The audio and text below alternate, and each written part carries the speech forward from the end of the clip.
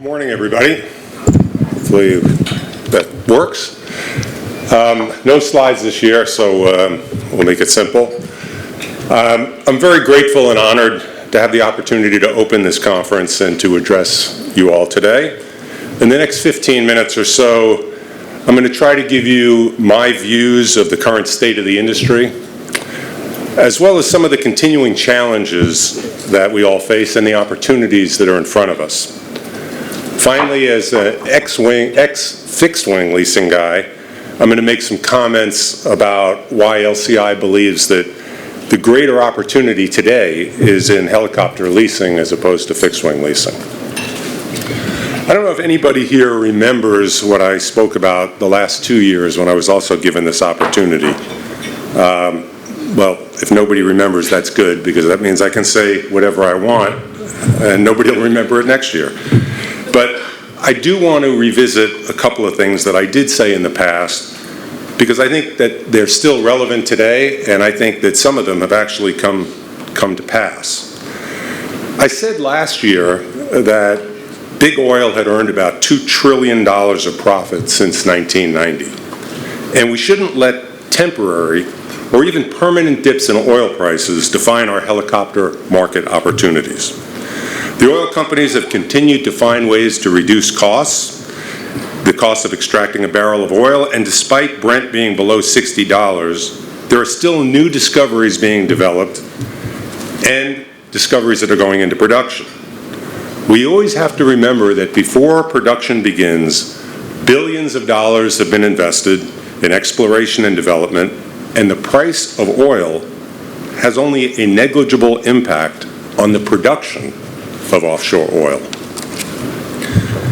Last year, I told the oil companies that if they didn't start paying operators what it took for them to get a reasonable return on their capital, the oil companies would have no operators left, and they'd have to procure their own helicopters.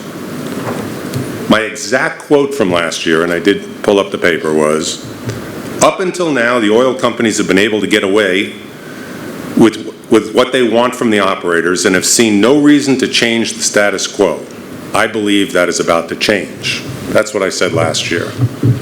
Well, last Tuesday morning, I picked up whatever the industry trade it was, and there was an announcement from the CEO of the Babcock Group that said that they were unwilling to continue to invest in their offshore oil and gas business. Now, that may have changed, it may be tempered, but that was the quote. They said that they didn't want to compete in this market with Bristow, PHI, and CHC, which have all, as a result of their bankruptcies, reset global market pricing levels to unsustainable levels. The Babcock chairman said that the 3X bankrupt operators are in a price war with each other, which Babcock really doesn't want to join. He went on to point out that all three operators were losing massive amounts of money in many of the markets where they compete against each other. That doesn't sound like a very sustainable status quo to me. It is a given that oil companies have to get their workers to the platforms in a safe and reliable fashion. If helicopter investors and operators are not able to get a return of capital, not to mention a return on capital, then they're not going to continue to invest in helicopters, and the oil companies are going to have to come up with a new model for procuring helicopters and helicopter services. Nobody stays in business long-term to lose money.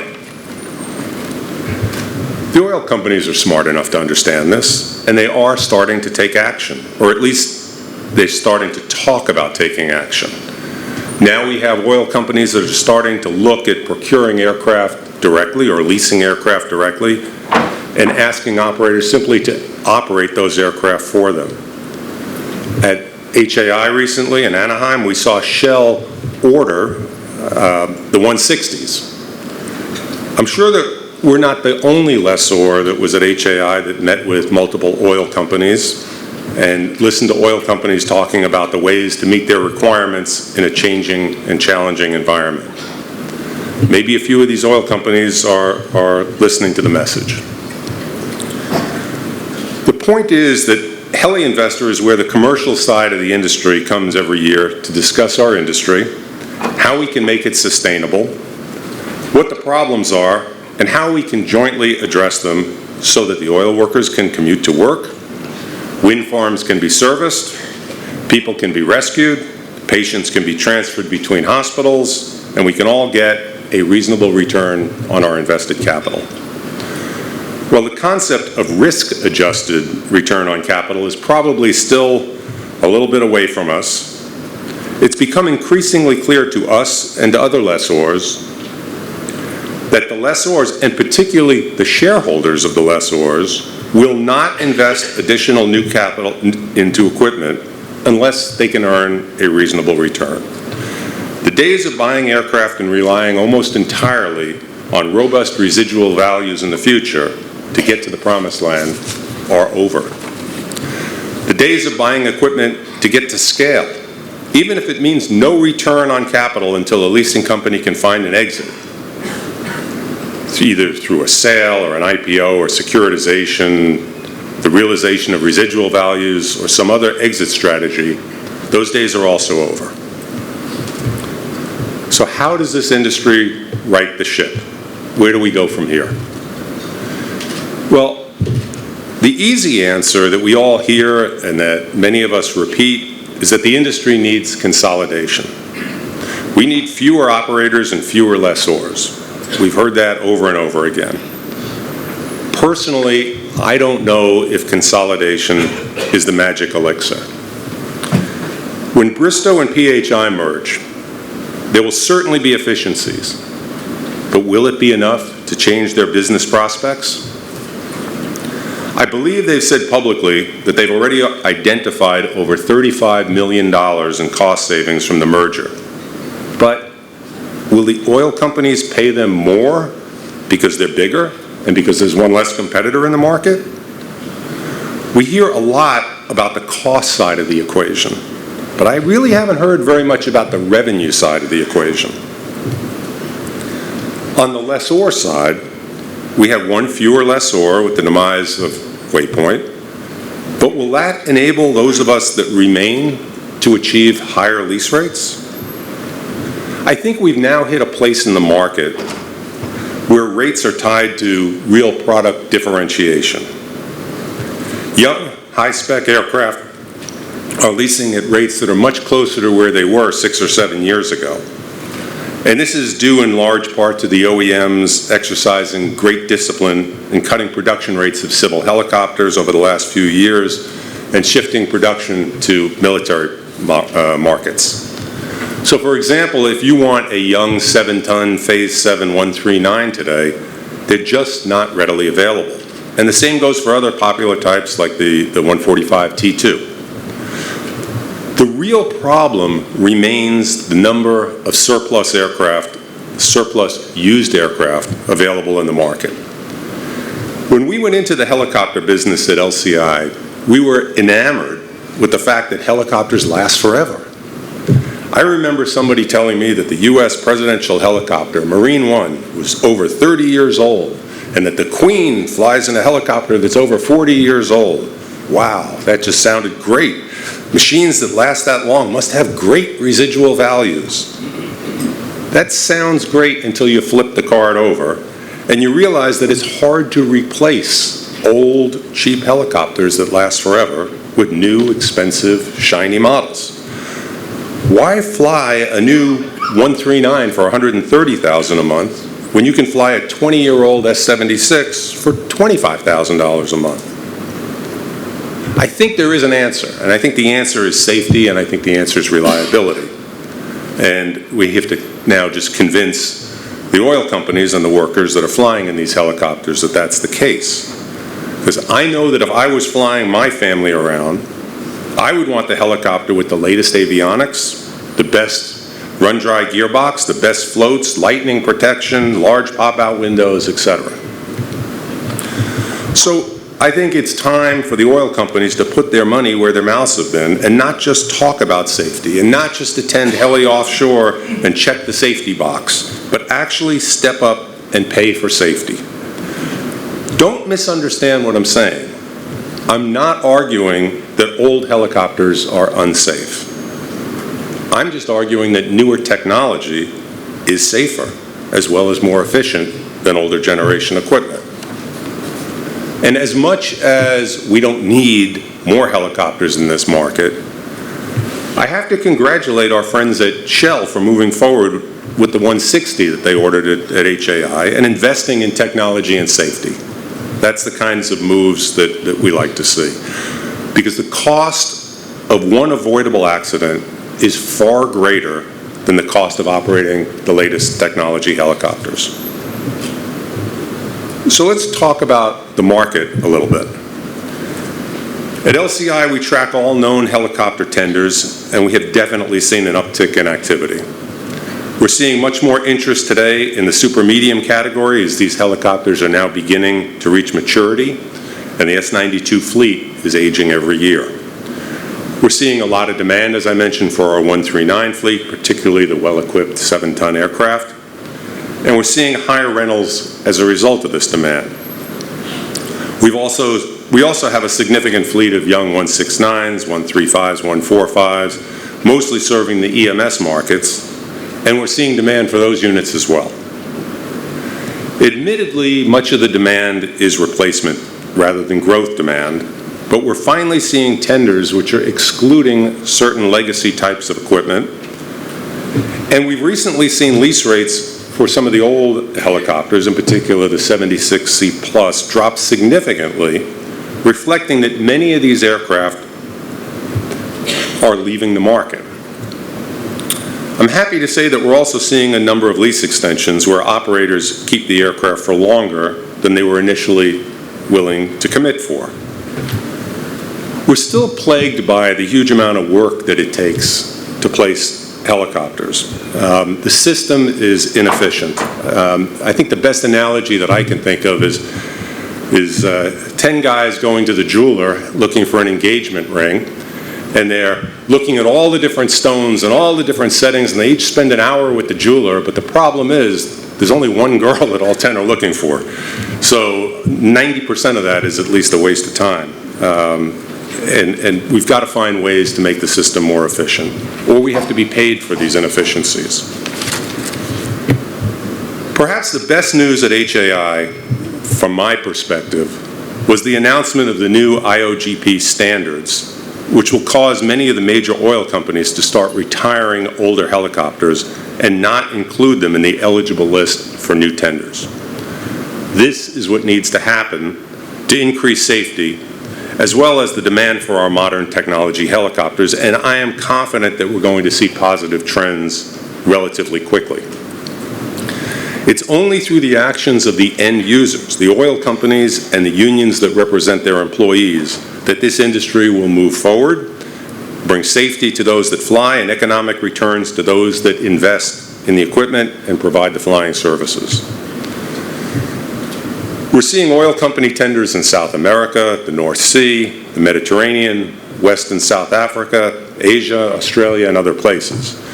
We're seeing EMS replacement tenders in Western Europe, new opportunities in Asia Pacific, including Australia and New Zealand, and there's significant talk of EMS operations taking root in some major South American cities. There have been some hiccups as EMS tried to grow rapidly in some markets, particularly in China. But that could be that the model was just simply not fully developed yet. The insurance companies haven't yet figured out how to market and price the insurance products that support helicopter operations. The infrastructure wasn't ready, or it's a combination of all of these issues. But I don't think any of us have any doubt that EMS operations will grow and will become a major source of helicopter placements in places like China, India, etc. Shifting gears for a second, in January, I was asked to sit on a helicopter panel at the, sorry to mention another conference, at the Airline Economics Conference in Dublin. As I gazed out at an almost empty room, it occurred to me that rather than just talk about the world of helicopter investing, a much better format would have been to put an investor in the middle, a helicopter guy on one side and a fixed-wing guy on the other side, and let us both try to sell that investor an investment in our respective products. I envision the fixed-wing lessor would argue that his planes are very liquid, and there are always people willing to pay more for planes and take lower returns than the investor himself had taken. He would argue that traffic is up every year, there's airline growth all over the world, and there's always a need for younger aircraft to replace older aircraft. All of this is held to be true over the past years, and it's why investors are willing to invest at incredibly low rates of return on fixed-wing assets. We know that many of the fixed-wing deals being done today do not even generate enough rent to cover interest expense and depreciation.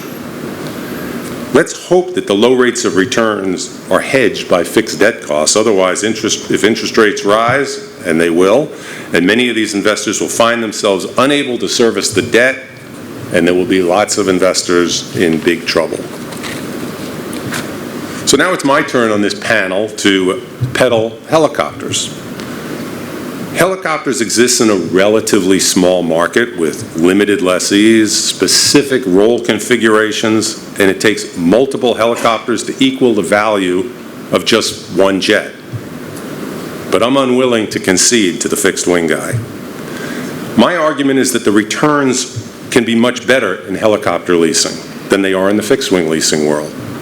While you may achieve a 0.4, 0.5, 0.6 lease rate factor on fixed-wing assets today, you can expect closer to 1%, or maybe even better, on newer helicopters.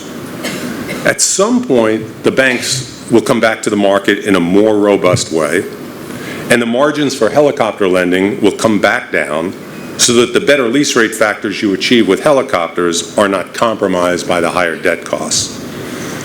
You can also expect that these newer helicopters will have a 30-year economic life as compared to perhaps 20 years or even less for fixed-wing aircraft. Simply put, the fixed-wing market has matured to the point where the assets are commodities and the returns are paltry. So we live in an uncertain world where there's always threats and challenges. We have the threats of war in the Middle East, a pandemic in Asia, or more broadly, earthquakes, floods, fires. But in all those situations, helicopters are needed. They're mission critical. People need to get to work safely. People need to be rescued. Transplant organs need to get to hospitals. Infrastructure needs to be serviced, and fires need to be fought. Airline passengers, however, are fickle. It takes only one threat or even the perception of a threat to see a major impact on passenger demand. We see it right now with the coronavirus. People that aren't here, there's a threat. People don't travel. That will change, but it'll have a major impact on the fixed-wing world. But helicopters carry on regardless. They provide mission-critical services to people all over the world, regardless of the situation. So I would argue that investing in helicopters with a manager that knows how to protect the owner's interest through good lease arrangements and lease agreements, OEM, PBH maintenance programs, well-spec'd aircraft that can be modified to fulfill different roles, a robust marketing department with worldwide contacts and market knowledge, that's an investment worthy of consideration. It's a relatively small market, and it can be oversupplied way too easily. But if we right-size the market to the market needs, and we remove the oldest helicopters from the market, there are bright days ahead of us for those that are disciplined and smart. So I thank you for your time. Enjoy the conference. I look forward to speaking with as many of you as possible personally during the conference. Al, thank you very much.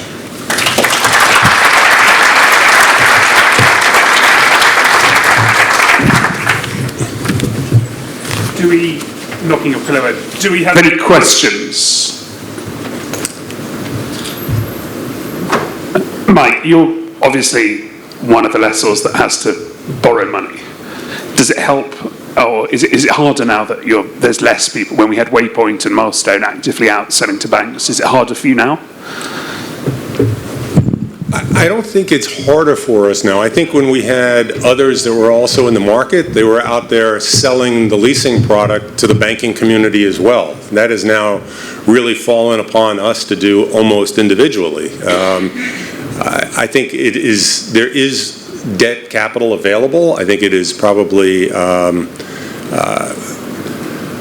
more careful. I think that it depends on, you have to bring the right transaction in the right jurisdiction, the right assets, the capital's there, but I don't think that the lack of other players in the market has made it more difficult.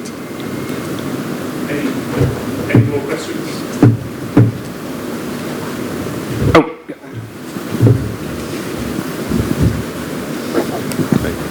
I like your comparisons between fixed wing and helicopters. In the fixed wing market, forecasts of demand are pretty well established, and it depends on growth in GDP, growth in travel, and eventually leading to growth in passengers. The helicopter market's much more fragmented. How would you assess the demand in the various categories of demand? I mean, you've laid out all the parameters. People need to be rescued, transplants, etc. Do you have any feel for what the total demand might be in the next 5 years for helicopters? I don't think in specific numbers. I think what we're looking at is we look at the amount of exploration that the oil companies are doing. We look at the amount of projects that have been green-lighted and gone into production over the last few years, and it's been limited. They've been holding back, and that demand for oil continues. So I think we look at replacement, the number of replacement helicopters that are needed. We also look at the fact that the oil companies need to continue to produce oil. They need to continue to take new projects online as older ones come offline. So I think the bigger piece of this is going to be replacement in oil and gas rather than growth. In EMS, I think we're seeing significant growth. We're looking at new markets. So I mentioned India, I mentioned China. Those are places that have had starts and stops, but now we're seeing South America. If you look at where EMS is, it's basically in Western Europe and the US and little pockets elsewhere. But the middle classes are growing in other places, and they're demanding these kinds of services. So we see that. Although it's a small piece, we see wind picking up. And other areas. We see the need for, let's call it the older generation helicopters in rescue services and other places. So it's a smaller market, but yes, we do see the growth. That makes it very hard for the investor, though, to be confident about future growth. If you can't put numbers. I mean, there's one version of the fixed wing market is you can put numbers on it, but it's very difficult for an investor to get his hands around that. And I wonder how you might try and make that easier for them. Well, you can put some numbers around it. You can look at the number of aircraft that are out there that are older generation helicopters that are 20 plus years old, and say, how long will those helicopters keep operating in the roles that they're in?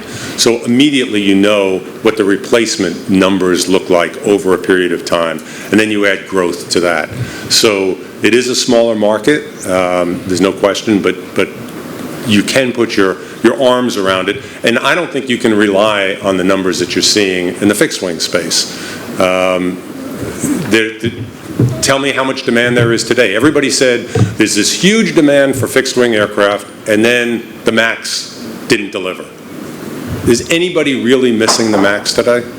I would argue no. I'd say the fact that the MAX didn't deliver is saving a lot of airlines. So I'm not sure that the fixed-wing information is that much better than the helicopter information.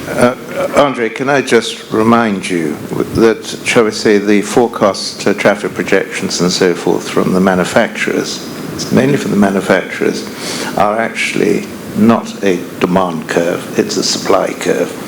And we've already seen that we've now seen a downturn in traffic for the first time since 2009. I think, don't believe everything that's put out there. Okay. Anything else? I don't. Anybody? Well, thank you very much.